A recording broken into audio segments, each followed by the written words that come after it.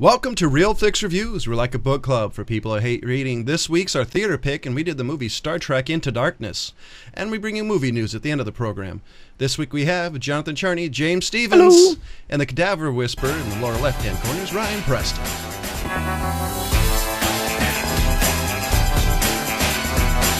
As we said in the opening, we're doing the new movie Star Trek Into Darkness. And do one of you guys have the description of this? Yeah, I got it right here, actually.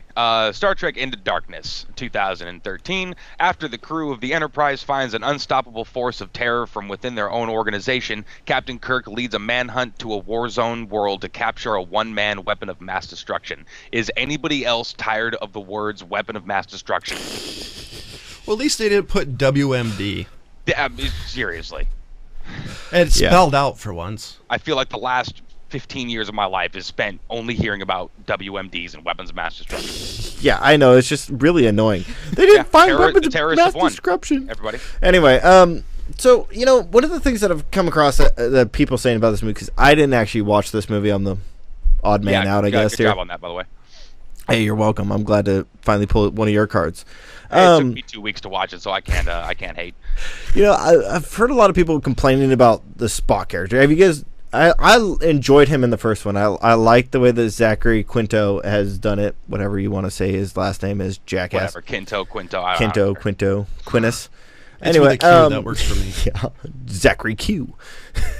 He's related to Susie. I liked the way that he played Spock in the first one. A lot of people are complaining that it's not Leonard Nimoy's Spock.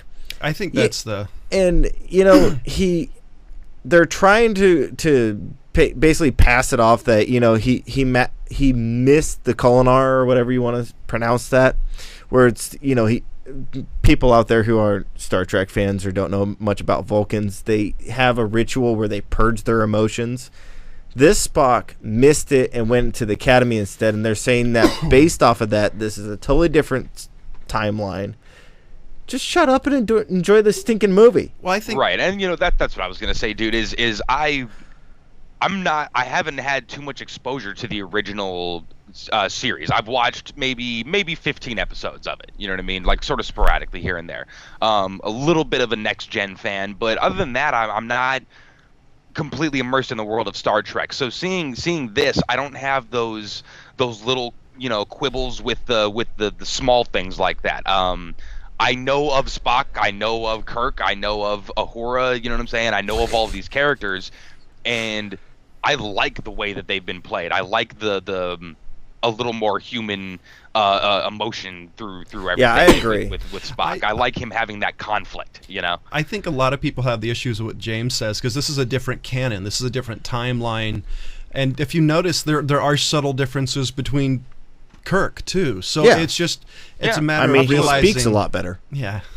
Well, it's a matter of realizing there's a different timeline, that they change, their personalities and characters change because events that happened in their past no longer happened. Yeah, but I think the problem I'm having is that there's these fanboys out there that are big time Star Trek, the original series fans, and that's fine, that's cute and all.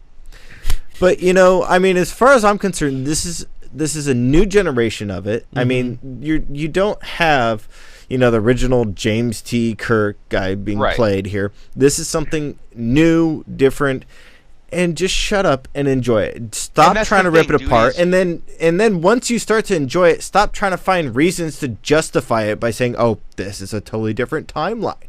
I can enjoy this now." Yeah. That's the thing is, I thought J.J. Abrams did a fine job of explaining why everything's different. You know what I mean? He put it into the canon. He made it to where you're like, oh, that's why things are different. You know, it gave you that sense of, you know, like. I think he just covered his basics with the covered his fanboys. Bases. That's what I was going for. But I think by doing what he did, it allows him to play with the universe without actually using the set canon, without destroying what's already been made. Okay. Right, exactly, and it's not revisionist history. It's sort of just like alternate universe type of history, but not even that much. It didn't deviate that much. But my point that I was going to make earlier was the original Wrath of Khan still exists. Yeah. So exactly. all you assholes who want to just start talking shit for no reason about this, go watch that one. Okay, now I do have a question since they're bringing in Khan here. Now, I still am excited to see this movie when I get a chance to. But my big question here, is this early or kind of pre-eugenics war? What's going on here? That's what I'm curious about. I think it was after, I'm assuming. So this is after the eugenics war, and this is kind of the aftermath cleanup stuff? Well, I'm assuming that he was a perfected. Perfected human? Yeah, he's been engineered. Right. So I'm assuming it's after the fact. Okay. Do you know what I'm talking about, Ryan? I have zero idea. Okay. The Star Trek, when they're out in the space, they come across that there's genetically altered and enhanced humans out there, and they try to say that they're the next step in human evolution. Right, and then they want to kill everybody but it started as a war, and it's known in the Star Trek history or canon as the eugenics war. And they always hint about it and talk about it in all the TV series, but they never have done an actual battle of it. Yeah, they've never done something where it's actually going through the eugenics war. And I was always curious about what, I always assumed that Khan was involved in all that, but just wasn't, Yeah, I always thought he was a general or something that had to do with it, and that's why I was curious if they were going into more of the background of the eugenics war. I don't remember that. I don't remember them talking about that. I don't even remember them giving a whole lot of backstory for him, besides the fact he's 300 and something years old because of being frozen. Right. I like this movie, but I do think it happens to suffer from sequel syndrome. Oh. Personally, you know what? I didn't actually get that sense. I was kind of wondering if it was going that direction until the whole Khan thing started to emerge, and then I was like, oh, I'm kind of in, because it seems like they're redoing the Wrath of Khan kind of stuff. Right. And that's what sold me on the entire movie. I think the benefit of this one though is if you've watched any of the Star Treks, especially Wrath of Khan, dear God, is there a lot of references to that movie? Oh, man. It's been probably 10, 15 years since I've seen it. It's almost been beaten to death, because it literally is the Wrath of Khan kind of spun around and redone. Okay. There are parts that I just thought were like, okay, this is a sequel. And there's other parts like, okay, this is really good. I had a little bit of issues. I liked how big it got. For one, so I didn't necessarily get the sequel blues from that kind of stuff. I liked the him upping the ante in the way that he did. Most people, they'll jump the shark at this point, and like you said, you get this sequel syndrome. But this one seemed to do it in a good enough way to where you almost forgot, and you just kind of started paying attention to how epic everything got. Okay. No, I agree. It didn't have the problem with getting smaller. It actually expanded the universe. It feels bigger than the original. I think that's the one thing that he did right, instead of being a very myopic universe that sequels have a tendency to be. So I thought the only thing that I thought was that Benedict Cumberbatch might have overdone Khan just a little bit. It seemed to be a little bit overacted. Well, I don't know. Maybe that's what he wanted to do. Well, I only thought that a little bit overacted comparing to all the other characters. He was the strongest character in the entire movie, just the way it was played. He had the I'm Khan, I'm this, I'm that, and you got kind of these characters that were kind of, I'm not sure if I should do this. I'll do this because this is this. That's kind of my thing. That Zachary Quinto, Spock, was the strongest character in the movie. I have actually really liked how this guy has played Spock so far. I mean, I think him coming from being on Heroes as Skylar into going into Spock was really great for his career, and I thought he did a fantastic job based off the first one, I thought. So I would expect a strong performance of him as Spock in this one. I really like his Spock. Great. It was really great. He really does, you can see him in his head walking that line of Vulcan and human. And there's a lot of references to like how he does that and the Vulcan style. Anyway. I do think the one thing that we talked about earlier is it's going to bug people because it's not, the original Spock. I think that's the only thing that's going to bug people. Like character-wise, if you did like a side-by-side analysis, they're not the same character. Well, do you remember? But that's the only fine with me. This is my Spock now. I agree. Well, this movie just being out for a week now, I'm more curious of how people, as Ryan was saying, that the con seemed to be overacted. I want to know what people are going to be saying about Benedict Cumberbatch. And I like Benedict Cumberbatch. I think, James, you also watched the Sherlock BBC show, right? And I like it. I like his role in that too. He was amazing in that, so I know he can do awesome things. And he definitely does well as a sociopath. But I'm wondering how people are going to compare him. I think there was one particular monologue that he had that just seemed to be, and I think that might have been more of a directing choice because he really played it like it was that. Stare just off to the left of the camera, away from everybody else, and that single tear comes down the eye. He did kind of the Kurt Russell soldier moment when he's it was a little cheesy. Yeah, it was kind of. I hate those. He kind of did. I'm an engineered superhuman. I'm blah blah blah blah blah. It has had that moment of being, wow, where's Kurt Russell? Well, I'm wondering what people are going to compare to of the original con, Ricardo Montalban. Montalban, whatever. Mr. Fine Corinthian Leather. Yeah, so no joke. But I'm curious as to what people are going to be saying about that comparison. I mean, do you guys remember the original con? When was the last time you guys saw it? It's been roughly 20 years, but I remember. Here's the thing I really like about this movie. The leather skin. The thing I really like about this movie, it's not the same movie. Good. It doesn't do what most movies do today and reproduce exactly the same. This is Wrath of Khan cut up, spin around his head, and modified. This is still Wrath of Khan, but not Wrath of Khan. Yeah, and that's what I like. That's the thing I like about it most. It's not a one-for-one reproduction. It's not the 2013 version of Wrath of Khan. Yes. Yeah, you look at the original Star Trek as like a straight line, okay? And in the beginning you have the beginning of the series, and at the end you have, like Wrath of Khan and wherever it goes to from there. This basically just takes a big circle around the right and then ends up at the exact same place. Well, this there's math involved. This one, Into Darkness, has actually almost a full point more than Wrath of Khan on IMDb already. Well, I think that's going to happen because of how many people have seen, the original. And how many people have rated it, and you think the point's going to probably even out sooner or later? I think that's a myopic and an age issue. I think, for one, I don't think Wrath of Khan has aged terrifically well, to be honest, even though I still think it looks good, but because I'm old enough to actually see it in theaters. Yeah. I think that might be some of the issue. Well, hold on. This one, actually, no. Look at this. Okay, 62,166 people have rated Wrath of Khan. Okay. 67,778 have rated Into Darkness. So maybe as time goes on, after a while, there's 5,000 more people have rated Into Darkness than have rated Wrath of Khan.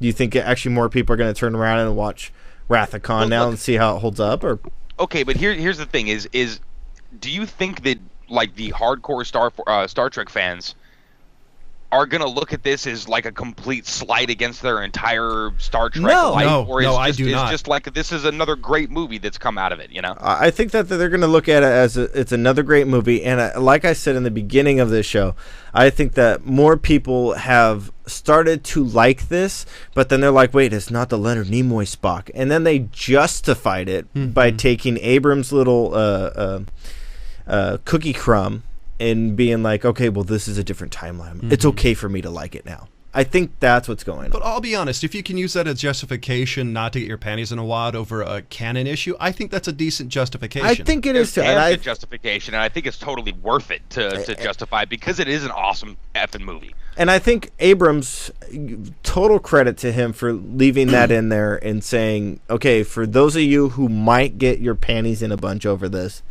this is your way out. And I think that's fantastic of him to put that in there to cover his butt. And you can tell he's not trying to piss off people. Exactly. You can tell he's trying to give people what they want and enough canon to satisfy the palate of the older generation, and then bring in this new generation of people that's like, oh man, these characters are kind of badass, and this is kind of cool, I mean, this probably is I know the first one got a lot of people to go back and watch the original series just because, oh wow, it's actually that cool, I tried and I just didn't do it.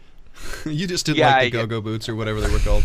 I think this thing. Yeah, I think the benefit of this, I'll be completely honest, is the fact that it plays service to the fans by not being a rehatch or a retelling. Yeah. It allows people to enjoy it without screwing up the story. I think this is the best way to do a remake of any movie, is by making it the same but different at the same time, while still playing to the people that matter the most, which is the fans. Okay. Because there's enough references in this movie, enough things pointing to other parts of the story that as a fan you can watch it and go, okay, that's leading up to here, that happens in this episode. Absolutely. And this is leading up here because it's happened to this episode.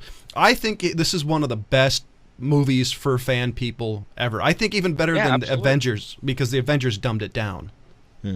Yeah, you're right. Yeah, because how many people are into the comic book canon of all of the things? Very few people, as opposed to how many people are Star Trek fans. Well, here's the other thing, is the fact that if you're people versus people that read them versus people that watch things. But if they're people bitching about how it's a different canon and a different that, I guarantee you, if they're Marvel or DC fans, they need to shut up. Marvel changes freaking canon every freaking week. Well, this is the thing that people are running into with The Walking Dead too. I mean, there's people that have read the graphic novel, which I've read most of it, and it doesn't follow the same storyline. And there's people that are complaining, this character was tougher, this character didn't exist until this point, this happened to this character. They just turned it and did something different with it. They now you have two things. Now you have your graphic novel. Now you have your TV show, and you don't have to feel like you've spoiled everything by reading the graphic novel. You can. I mean, well, look, Robert Kirkman said it a bunch of times. And I get to go back and rewrite these characters, sort of like, oh, what if I would have done this in the beginning, or what if I would have done this at this point? It's still coming from the same guy. It's still the same thing. Yeah. People need to just kind of take it for what it is. So, and I think that's what Abrams is doing here. Oh, he's totally. So he's taking the base of it, stripping all the excess off, and saying, "This is what I can do with these guys." What if this happened? What if Spock missed the Kolinar? What if he went to the Academy instead? What if Kirk made this decision over this? What would happen?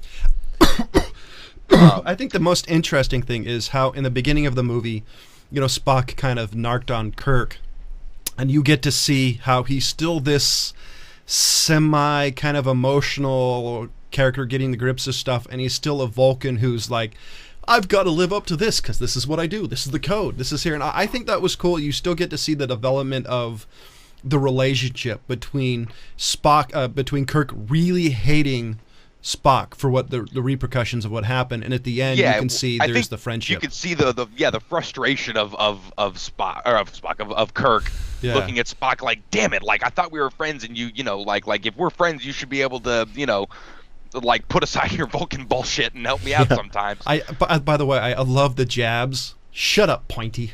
Yeah. All those things. I mean, everything that you really want. Like, damn it, man, I'm a doctor, not a rocket scientist. Or all those things are in there. Scotty and all of his things, and everything that you really remembered is like the what's the word I'm looking for? The key points, of the characters were all there. I'll be honest. I still think the most underrated actor in the entire movie is Carl Urban. Yeah. I'm a huge Carl Urban fan, and I think this is basically shows how good of an actor is, because he did not stand out. This was like watching DeForest Kelley. I mean, he did an amazing job, and I love DeForest Kelley. He's so funny in this movie, and just the look on his face, you know what I mean? Through half of the things, reacting to things. That is a funny dude. Because the people who wrote this, it was Robert Orci, Alex Kurtzman, and Damon Lindelof. Lindelof obviously coming with J.J. Abrams from Lost. It was the whole thing was written beautifully. I thought it was great. But damn the lens flares. Well, that's J.J. Abrams, that's just his style. He loves him. So besides all the little issues, you're saying that you thought it was more of like a sequel, you kind of saw sequel things. What would you give it as far as a rating based off of the acting, the directing, and as you said, there's some more things that you got to take into it, like Carl Urban kind of playing a really great role as a backup character type thing. For me, this is one of these movies that I'm going to have to watch one more time, I think, to really give like how I really feel about it. But for me, right now, it's a solid 3 out of 5. Really? I think if I see it a couple of more times, I might enjoy it a little bit more. Kind of what, So you kind of want to see what else you can pick up as things and kind of forgive the sequel crap. Yeah, and kind of, chew the cud a little bit, just kind of rehash it, see what I think. I think this is one of these movies for me that I have to see again and again. Ooh. Ryan? Yeah, I just mooed at him. He likes cud. Shoot, I'd want to see it again just because I thought the movie was badass. So what's your rating, though? I'm really curious. My rating, based on like I said, the writing I thought was amazing. The directing was fantastic. I give J.J. Abrams every sci-fi movie as far as I'm concerned from now to the end of time. This is a solid 4 as far as I'm concerned. And again, I'll watch it again just because I really liked it.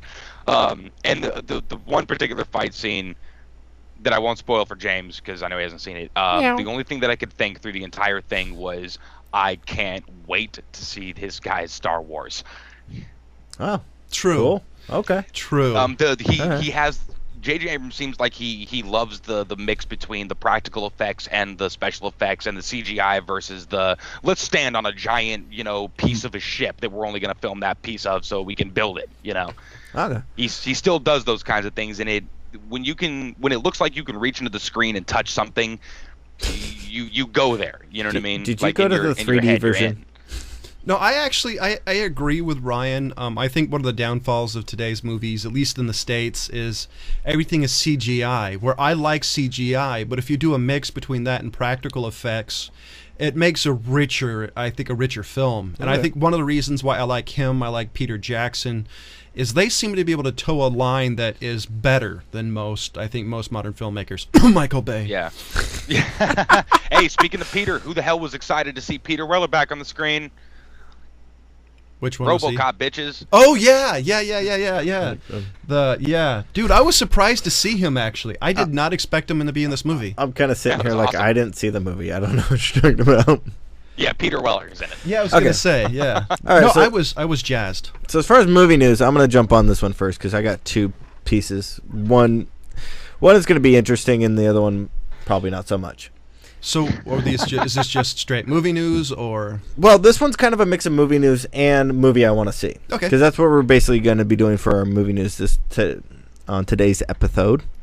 Ryan, I know you're excited to see the new movie, The Man from U.N.C.L.E., right? Fucking A. I still don't believe they're making this. I can't wait. But the issue that they're having is, guess who basically left? So happy about this. Ryan? Who? Cruise took off to go do MI5. No way. Yeah. So basically what they're doing right now is they're kind of holding off on the filming. They're going to postpone it a little bit to see who they can pick up to either replace Tom Cruise or wait for him to finish filming MI5.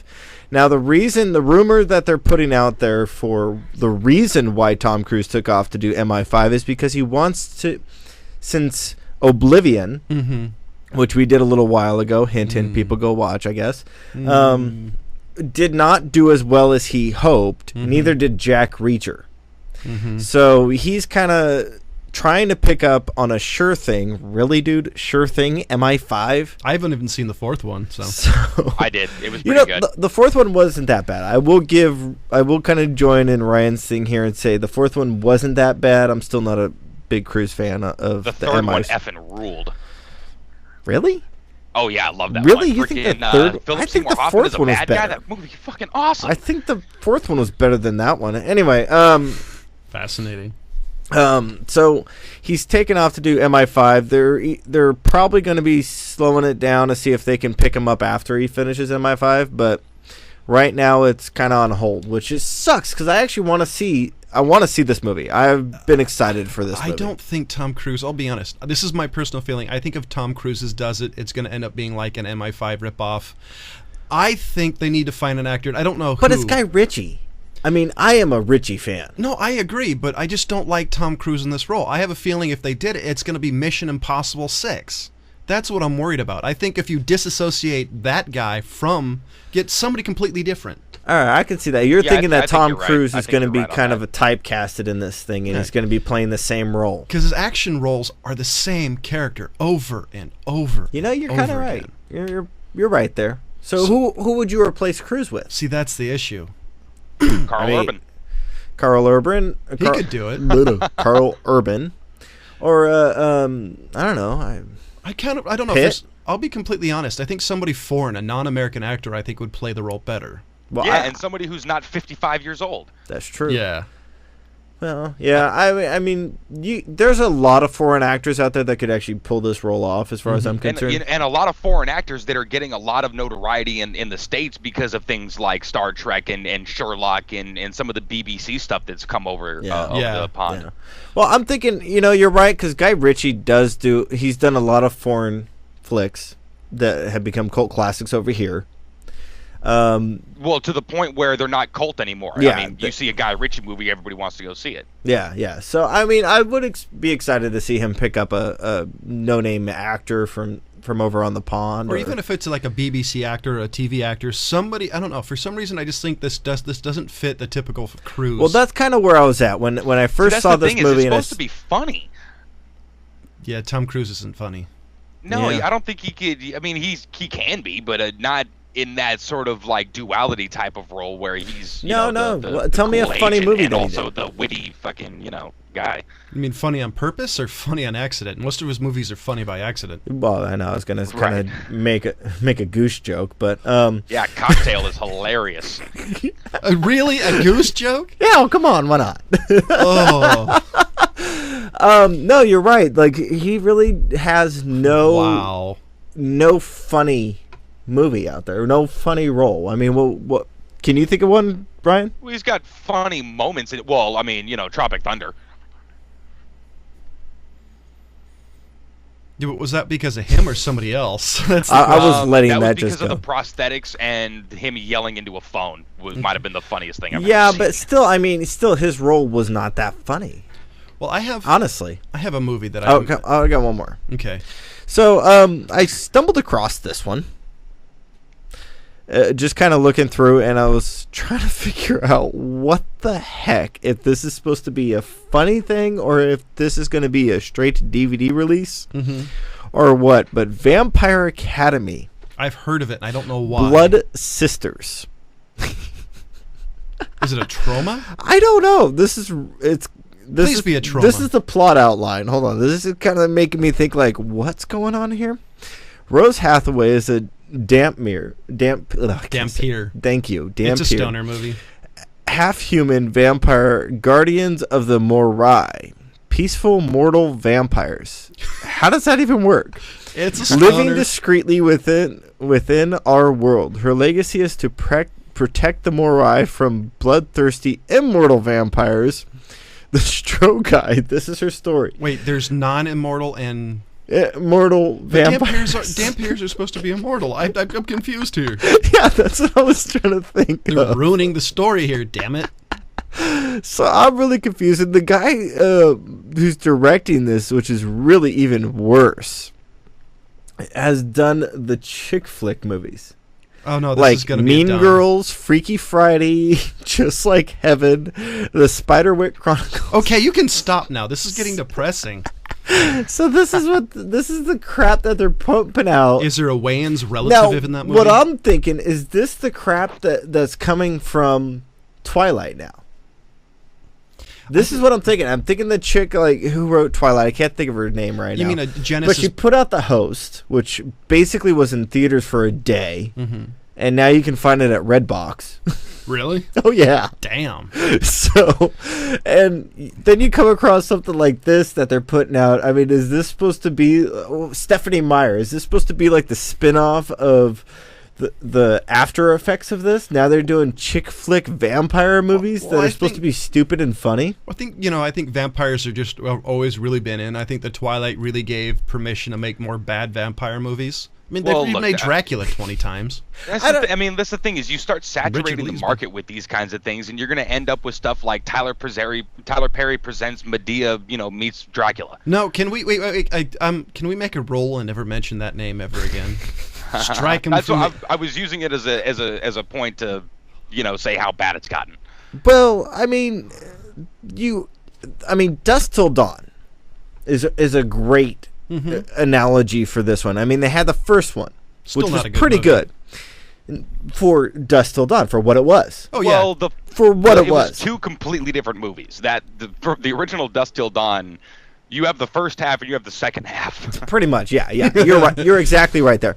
But then you have the Windows 8 in a spin-offs. movie. Dusk Till Dawn 2, Texas Blood Money, where it was the trucker stop thing. Do you remember that one? Did you actually watch that one, Ryan? Yeah, I did. And Did you have to? there's sequel blues right there for you. And Like, then- hey, the first one kind of became huge. Let's do this again. But Why then did you have to but remind then me it of was that even movie? worse. And then they did Dusk Till Dawn 3, The Hangman's forgot Daughter. Yeah. Yeah. So I mean, these all came out like one right after the other. Mm-hmm. So I mean, you had the first one, which was actually decent. But when I'm saying decent, I'm talking decent in comparison to the two ones that followed them. It's like Tremors. Mm-hmm. It's like, do you guys really need permission to make bad movies constantly? I mean, come on, look at White Chicks. There was no cause for that. And you know what's really No, not at all. You know what's really depressing to me? Every single movie that you've ever seen, it barely got made. Okay. Mhm. Yeah. There's so many things that can go wrong in the production or the pre-production of a movie. Exactly. Out of 1,000 people that are involved in it, one or two people has to do something wrong, and the whole thing never gets made. Exactly. So for shit Yeah, like best this, boy, you best be good. So for stuff like this to actually get made, and for other things, other projects that over the years we've been excited to hear that just never came out. Yeah, like the Halo movies. People, I've said this a million times, but everybody stop watching shitty movies, and they will stop making them. No, they won't. Well, no, it No, they'll really stop does making go them into on purpose. to Every econ of now and again, you'll supply have and a movie demand. that's made on accident that sucks, but nobody's going to do it on purpose anymore. Well, Trauma. You can forget about the Medeas of the world, is what I'm saying. Yeah. So here's a movie that I've been interested in for a while, and you got to excuse me because who's in it, but I legitimately want to see it because it looks interesting. It's 47 Ronin.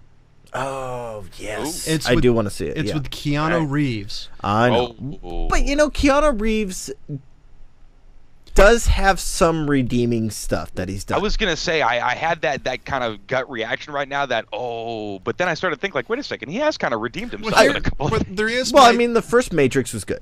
yes, it wasn't his fault. The second and the third one sucked. Yeah, thank you, sister. Well, here's the thing: is that Wow. there's a reference people might not get. So Exactly. here's my theory on actors. I think every actor has at least one type of movie he's good at, one type of genre, and I actually think he would do really good on this movie, especially considering I think he is half Japanese. So I do kind of think for some reason that this might be a role he's into. And the synopsis of this from Wikipedia, the bastion of all knowledge, is the outcast Kai Reeves joins a group of samurai led by another name I'm never going to be able to pronounce, That's who cute. seeks vengeance on Lord Kira, who killed their master and banished the group. The samurai embark on a journey whose challenges would defeat most warriors. It sounds, I don't know, for some reason it sounds good. It sounds like there's going to be kind of a little Seven Samurai action for some reason. I was gonna say, dude, look, anytime somebody has a story set where like a band of whoever the hell decides to go and avenge the death of their master or their leader, I'm in. Yeah, Yeah. I kind of agree with Ryan there. I'm a big fan of things like that. I enjoyed a lot of those types of stories. I pretty much any type of anime that comes out that's like that, I usually give it a chance. Like Samurai Champloo, love that thing. But I'm looking over. Sorry. I'm looking over Keanu Reeves' career right now just to see what he's got that's come out recently that's good. And the last thing that I'm seeing that he did that was good was 2006, What was that? Scanner Darkly. I was gonna say Scanner Darkly was good. So I mean, after that, but if I look at his Something's gotta give career, he was good in that. hold on. Let me just go right off this. Sorry. He's got. If I look at his career, the movies that I actually enjoyed him in, other than kind of like the comedy or drama things like The Replacements or Hardball, was like The Matrix. I like that, the first one. 1999. The Devil's Advocate, he did a decent job, although there was a couple things where I'm kind of like, Bill? I think that was, anyway, right. I think that was more of the movie than him. And then he's got Johnny Mnemonic, Speed. Yeah, Johnny Mnemonic. These are movies that are action movies where he did a lot of physical things where he was jumping, running, fighting type things, and I enjoyed his role. I think the challenge for this one is 47 Ronin, I think he can do it. The problem I'm going to have is the fact that he is older now. So I want to know how he's going to pull some of that stuff off as well. So I'm kind of expecting that there's going to be some CG stuff in here. I think the challenge... look, in a world where a 55-year-old Tom Cruise is still hanging off the side of the tallest building in the world, I think possibly he could just be out there jumping around. Yeah, I think the challenge for him, to be honest, is more of the drama aspects. And absolutely. We know he can do comedy. We know he can do action. No, if you look I think the drama is the part that he might have the issues with. I don't think so. I think he's developed enough to where he can do that. And I know you haven't seen it, but I know Ryan's going to agree with me on this one, is the way that he did Scanner Darkly, he can do it. Yeah. Oh, yeah, sure. So there's no question for me. He's matured enough as an actor to be able to pull off the drama as well as hanging from wires and swinging around. Yeah, so that's why I'm kind of curious is, because like I said, I mean, I didn't see any Bill in Scanner Darkly. Back in Hardball and some of those other ones back in like 2000, late 90s. You saw Bill. Yeah, I still saw that. And before we end the show... Well, we got to give Brian a chance. Oh, yeah. Well, there's one more, just kind of my favorite mention, the new Guillermo del Toro movie coming out I want to see, Pacific Rim. Oh, Pacific Rim. Oh, I can't effing wait. So what's your... we're 7 minutes over, Ryan, but what movie is coming up that you want to see? Well, I mentioned it a little earlier, but basically I'm waiting until 2015, dude, before I'm looking forward to anything. Star Wars, dude. Yeah. I was going to bring up real quick. I know we probably don't have time for it, but this After Earth thing. Oh yeah, I'm kind of curious about this one. I'm kind of curious if Will Smith could make a Shamalama Ding Dong movie any decent. Or if Shamalama Ding Dong has actually learned from his mistakes enough to say, hey, let's not twist the shit out of this movie. I'll be honest, this seems more like a vehicle to get his kids into stardom than it seems like a Shamalama Ding Dong movie. That might have been what it was, too. No, because I thought that was Karate Kid. No, well, I think this is another Kung Fu Kid. I think... Yeah, good point. I think this is another one of those things, another vehicle. And I do think that Will Smith has enough stroke to say this is going to be this way. I don't think Shyamalan Ding Dong has the stroke to enforce certain things. So I think Will Smith is really involved in this. I think I will give you that. I gotta go with John on this one, because I mean Shyamalan Ding Dong is so stupid. He's not learned from his mistakes. You can look at all of his movies and see how he has not learned from his mistakes. And I think the only way that this one is going to make it is because Will Smith's name's on it. Mm-hmm. The fact that Will Smith knows what the heck he's doing, and he's not going to put up with any crap from Shyamalan. And his kids in there. And I think the fact his kid's in there, I think that is the most important factor. The fact that he wants his kid to be an actor, it seems like. Right. And he's not going to let his son's career go down in flames because of crap director. Yeah, right. I can't stand M. Night Shyamalan. No. Yeah. Who are you talking about? Ding Dong. Oh, yeah. Anyway. We don't say his actual name here. Yeah. That's the one that shall not be named. Exactly. Just call him Voldemort. He who shall not be named. So, ladies and gentlemen, next month's theme is going to be guilty pleasure. And what a guilty pleasure movie is a movie you know is awful, but you still enjoy it. So next week's pick's going to be Beastmaster with Mark Singer and Rip Torn. Son of a bitch. It's not a good movie, but it's one I always find entertaining for multiple reasons. Oh, you just wait till I reveal what mine's going to be. None of these guys know what it is. It's going to be a trauma movie. Nope, it's not. Oh, thank God. But you're not going to be happy. Well, we'll see. So, ladies and gentlemen, I gave Star Trek Into Darkness a 3. Ryan gave it a 4, and James gave it a I must see. So, we'll see you next week.